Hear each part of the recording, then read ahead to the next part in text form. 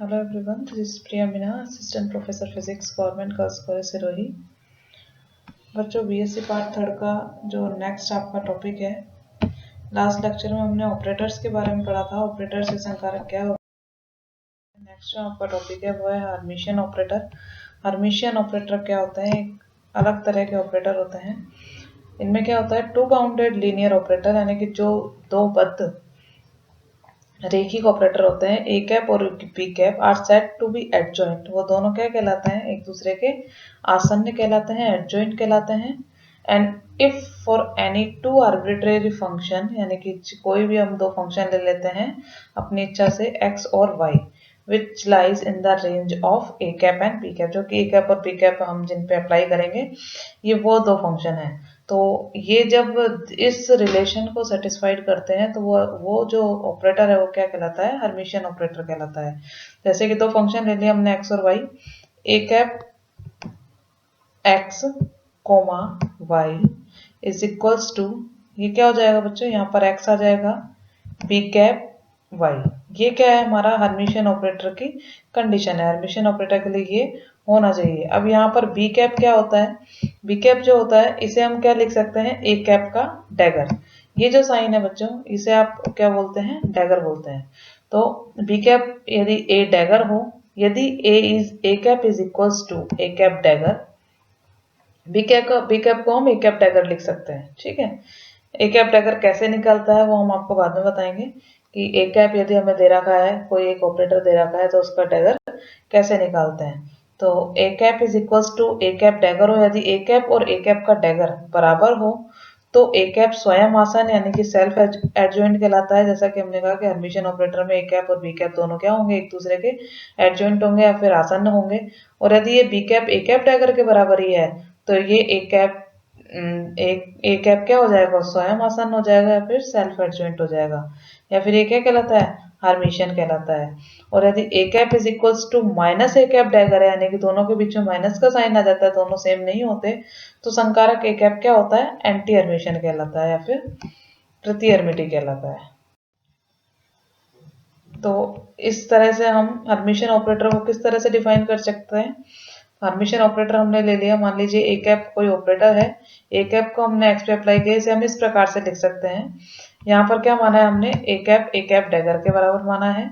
तो A cap x comma Y is equals to, X यहाँ आ जाएगा बाद में, A cap dagger Y, A cap X Y X, A cap dagger और ए कैप क्या है, बराबर है, तो यहाँ पर ये क्या आ जाएगा, ए कैप वाई। ठीक है, अब क्या होता है, इन थ्री डायमेंशनल स्पेस यानी कि त्रिविमीय आकाश में, the Hermitian operator for two wave function psi one and psi two can be defined. यदि हमने दो फंक्शन ले लिए साई वन और साई टू, तो इसके लिए हम हर्मिशियन ऑपरेटर को किस प्रकार से डिफाइन कर सकते हैं, यानी कि हर्मिशियन ऑपरेटर की डेफिनेशन क्या हो जाएगी। ये जो बच्चों इस तरह की जो इक्वेशन है ना, इसे हम इस तरह से बोल सकते हैं। तो यदि हम दो फंक्शन ले लें साई वन और साई टू, तो हम उसके लिए क्या लिखेंगे, इन्फिनिटी माइनस, ये इंटीग्रेशन करेंगे माइनस इन्फिनिटी से इन्फिनिटी। दो फंक्शन लिए हमने साई वन और साई टू।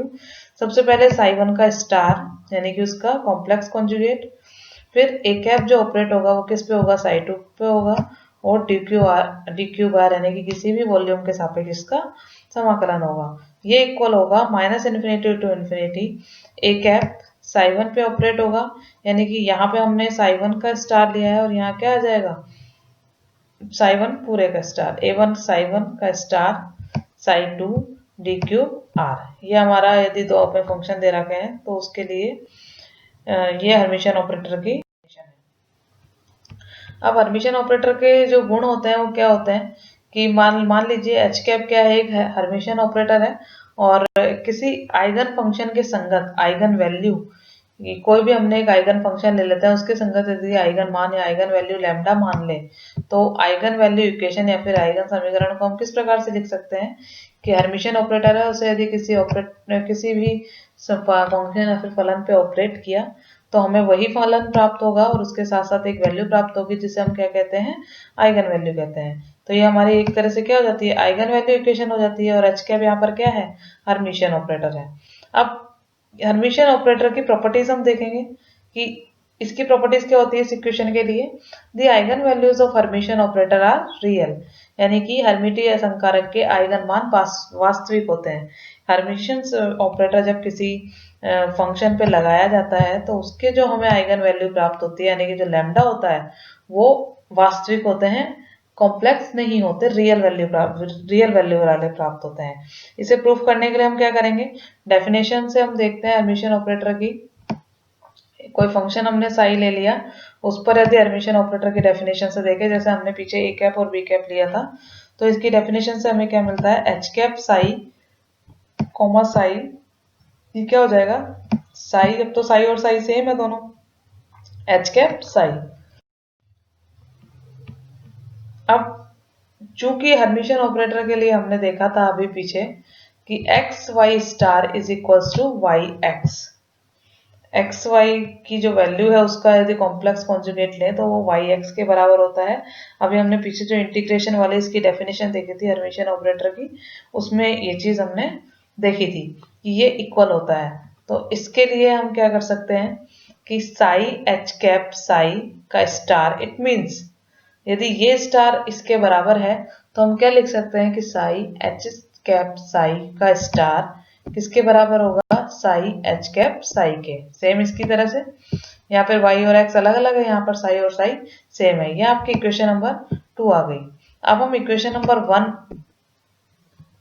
1 को यदि 2 में अप्लाई कर दें, एच कैप साई की जगह यदि हम लैम्डा साई वैल्यू पुट कर दें तो हमें क्या मिलेगा, इस इक्वेशन में देखिए आप, साई एच कैप साई की जगह हमने क्या रख दिया, लैम्डा साई, इसका क्या आ जाएगा star is equals to psi lambda psi. अब यहाँ पर लैम्डा क्या आ जाएगा, बाहर आ जाएगा, लैम्डा स्टार, यहाँ अंदर क्या रह जाएगा, साई साई का स्टार, और यहाँ लैम्डा आ गया तो psi psi, lambda star psi psi, और हमने क्या देखा है, एक्स वाई का star is equals to y x, तो यहाँ पर साई और साई सेम है तो साई साई का स्टार इज इक्वल्स टू क्या हो जाएगा, साई कोमा साई। तो lambda star psi comma psi is equals to lambda psi comma psi. इस इक्वेशन को यदि हम इक्वल के इस साइड लाएं तो ये क्या हो जाएगा, lambda star minus lambda psi comma psi is equals to 0। लेकिन ये जो हमारे पास फंक्शन है ये 0 के इक्वल नहीं है, क्योंकि कोई ना कोई फंक्शन हमारे पास दे रखा है, तो हम इस टर्म को 0 लिख सकते हैं, यानी कि lambda star minus lambda is equals to क्या हो जाएगा, 0 हो जाएगा। It means lambda star is equals to lambda. इसका मतलब क्या है कि लैम्डा यदि कोई आइगन वैल्यू है तो उसका कॉम्प्लेक्स कॉन्जुगेट, यानी कि उसका यदि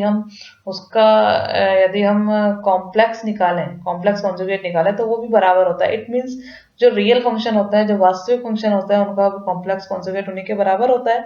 तो हम यही प्रूफ करना चाह रहे थे कि it means all the eigenvalues of Hermitian operator are real, यानी कि हर्मिशियन प्रॉपर्टी पूछी जाती है कि कोई भी आपको क्वेश्चन दे देंगे, आपको उसमें सिर्फ ये बताना है कि हर्मिशियन ऑपरेटर की जो आइगन वैल्यू होती है वो रियल होती है, कभी भी कॉम्प्लेक्स नहीं हो सकती या फिर इमेजिनरी नहीं हो सकती, वास्तविक ही हो। सेकेंड जो आता है वो आता है the eigenfunction associate with different eigenvalues are orthogonal. विभिन्न आइगन मानों से संबंधित आइगन फलन लंबकोणीय होते हैं। यदि अलग अलग आइगन मान हमारे पास है, आइगन वैल्यूज हमारे पास है, तो उनसे रिलेटेड जो आइगन फंक्शन होंगे अलग अलग, वो क्या होंगे, आपस में ऑर्थोगोनल होंगे। हमने आपको ऑर्थोगोनल की प्रॉपर्टीज बताई थी कि psi star psi dv is equals to क्या होना चाहिए, 0 होना चाहिए, जो कि नॉर्मलाइजेशन कंडीशन के जैसा होता है। तो इसे हम प्रूव करेंगे कि वो आपस में लंबकोणीय होते हैं या फिर ऑर्थोगोनल होते हैं। तो हम कोई भी एक हर्मिशियन ऑपरेटर एच कैप ले लेंगे। हर्मिशियन ऑपरेटर को आइगन फंक्शन साई 1 व साई 2 पर यदि हम आरोपित करें या फिर ऑपरेट करें तो हमें क्रमशः मान लीजिए आइगन वैल्यूज लैम्डा 1 और लैम्डा 2 प्राप्त होती हैं। तो हम आइगन वैल्यू समीकरण जो इक्वेशन लिख सकते हैं वो क्या लिख सकते हैं, पहले हमने एच कैप को एक फंक्शन साई 1 पे ऑपरेट किया तो हमें क्या मिला, आइगन वैल्यू लैम्डा 1 और वही फंक्शन साई 1। यदि हमने हर्मिशियन ऑपरेटर एच कैप को किसी दूसरे फंक्शन साई 2 पर ऑपरेट किया तो हमें क्या मिला, एक आइगन वैल्यू लैम्डा 2 और वही फंक्शन साई 2। ये आपकी इक्वेशन नंबर 1 आ गई। अब हर्मिशियन ऑपरेटर की डेफिनेशन से, जैसा कि हमने पीछे हर्मिशियन ऑपरेटर की डेफिनेशन से क्या प्राप्त होता है, अब हमारे पास दो फंक्शन है साई 1।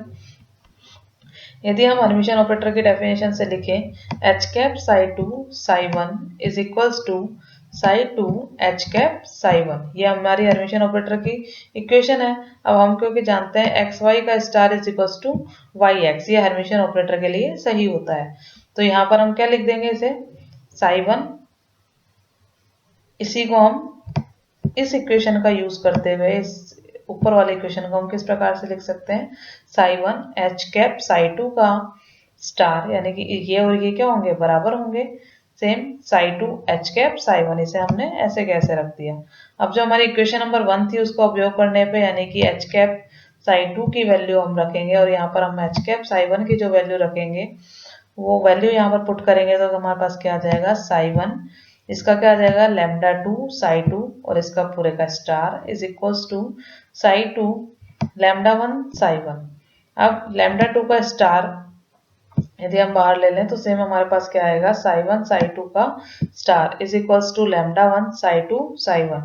लैम्डा 2 का स्टार भी बाहर ले लिया तो हमें सेम इस वाली x y star equals to y x से यदि हम लिखें तो ये क्या हो जाएगा, साई 2 साई 1 हो जाएगा और ये हमारे पास क्या है, लैम्डा 1 साई 2 साई 1।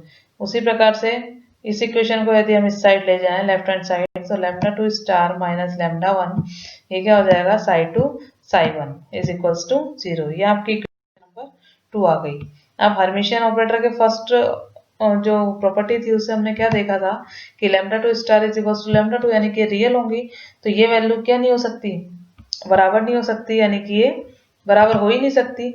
तो बराबर नहीं होंगी तो ये 0 नहीं होगा, इसलिए हमारे पास ये वाली जो वैल्यू है ये क्या होगी, 0 होगी। Psi 2 psi 1 is equals to 0। और ये जो प्रॉपर्टी है ये हमारी क्या है, ऑर्थोगोनल प्रॉपर्टी होती है कि इसकी वैल्यू यदि 0 के बराबर हो तो ये हमारी ऑर्थोगोनल प्रॉपर्टी होती है, फिर लंबकोणीय प्रॉपर्टी होती है। या विभिन्न आइगन मानों से संबंधित आइगन फलन क्या होते हैं, लंबकोणीय होते हैं। ये हमारी सेकंड प्रॉपर्टी हो गई हर्मिशियन ऑपरेटर की। नेक्स्ट जो टॉपिक आता है बच्चों वो होती है एक्सपेक्टेशन वैल्यू, किसी भी चीज़ की, किसी भी फंक्शन के लिए, किसी भी यदि हम कोई भी वैल्यू निकालना चाह रहे हैं उसकी एक्सपेक्टेशन वैल्यू या फिर प्रत्याशा मान किस प्रकार से निकालेंगे। ऑपरेटर्स एंड और डायनेमिकल वेरिएबल यानी कि संकारकों या गतिज चरों के प्रत्याशित मान की नॉर्मली प्रत्याशित मान या फिर हम एक्सपेक्टेशन वैल्यू कैसे निकालेंगे किसी भी चीज़ की यदि हमें निकालनी है तो इसके लिए हम क्या देख सकते हैं कि किसी भी क्वांटम सिस्टम के लिए निकाय की अवस्था या फिर स्टेट साई में किसी भी माप या फिर किसी भी मेजरमेंट यानी कि स्थिति, संवेग, ऊर्जा या फिर पोजीशन, मोमेंटम या एनर्जी का एक्सपेक्टेशन वैल्यू या फिर प्रत्याशित मान मैक्स बोर्न की तरंग फलन साई की प्रायिक व्याख्या प्रोबेबिलिटी कॉन्सेप्ट के आधार पर हम ज्ञात कर सकते हैं। इन चीज़ों को यदि हमें एक्सपेक्टेशन वैल्यू निकालनी है तो हम प्रोबेबिलिटी कॉन्सेप्ट के हिसाब से ज्ञात कर सकते हैं। प्रोबेबिलिटी का कॉन्सेप्ट हमने देखा था। अकॉर्डिंग टू हिम, उसके अनुसार क्या होता है, क्वांटिटी PRT, ये क्या है, प्रोबेबिलिटी है। प्रोबेबिलिटी हम कैसे निकालते थे, साई साई स्टार, तो PRT is equal to psi RT psi star RT। इसको हम क्या लिख सकते थे, प्रोबेबिलिटी डेंसिटी को साई RT का मोड का square provides the probability of finding the particle in any quantum mechanical system eight an instant time t and position r। ये जो दिखाता है PRT, ये क्या दिखाता है, किसी भी कण के क्वांटम मैकेनिकल सिस्टम में किसी टाइम t पर और किसी पोजीशन यानी किसी स्थिति r पर पाए जाने की संभावना को व्यक्त करता है ये। तो ये क्या है, प्रोबेबिलिटी है। इसी का यूज करते हुए हम एक्सपेक्टेशन वैल्यू या फिर निकालेंगे। तो प्रत्याशा मान की जो फॉर्मूला होता है वो क्या होता है बच्चों, therefore the expectation value of any particle, expectation value को यहाँ पर क्या लिखा है, FR लिखा है। तो इसे हम किस प्रकार से दे सकते हैं, इसे हम लिख सकते हैं, प्रोबेबिलिटी हमारे पास क्या होती है, साई स्टार साई। तो यदि हमें FR की एक्सपेक्टेशन वैल्यू निकालनी है तो FR हमारा बीच में आएगा, जिस फंक्शन के लिए निकालनी है वो फंक्शन हमारा इस तरह से आएगा कि इंटीग्रेशन ऑफ किसी भी वॉल्यूम के अंदर integration psi star RT F, यानी कि जिस भी जैसे पोजीशन निकालनी है तो यहाँ पर x आ जाएगा, मोमेंटम निकालना है तो इसके बीच में यहाँ पर मोमेंटम का ऑपरेटर आ जाएगा, और यदि एनर्जी निकालनी है तो यहाँ पर हमारे एनर्जी का ऑपरेटर आएगा FR और साई RT dV। अपॉन में क्या आएगा बच्चों, जो प्रोबेबिलिटी का जो हमने फंक्शन देखा था वो आएगा integration psi star Sai dV।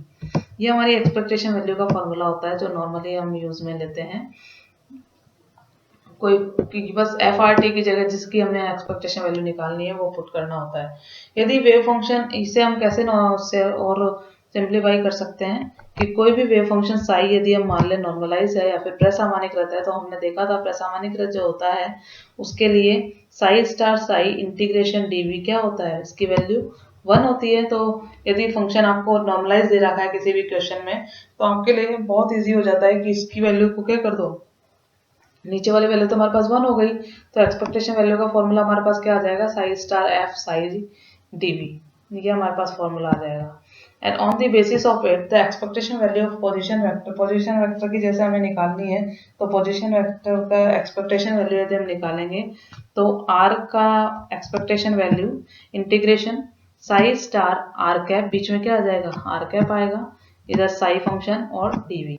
Similarly expectation value of potential energy की यदि हमें एक्सपेक्टेशन वैल्यू निकालनी है, तो हमारे पास क्या आएगा, expectation value of V psi star V psi dv. इसी प्रकार से जिस भी चीज की हमें एक्सपेक्टेशन वैल्यू या प्रत्याशा मान निकालना है, उसे बस हम बीच में रख देते हैं और जो हमें फंक्शन दिया होता है उसके अनुसार हम इंटीग्रेशन सॉल्व करते जाते हैं। तो बच्चों ये था हमारे पास ऑपरेटर्स का, हमारा पूरा खत्म होता है।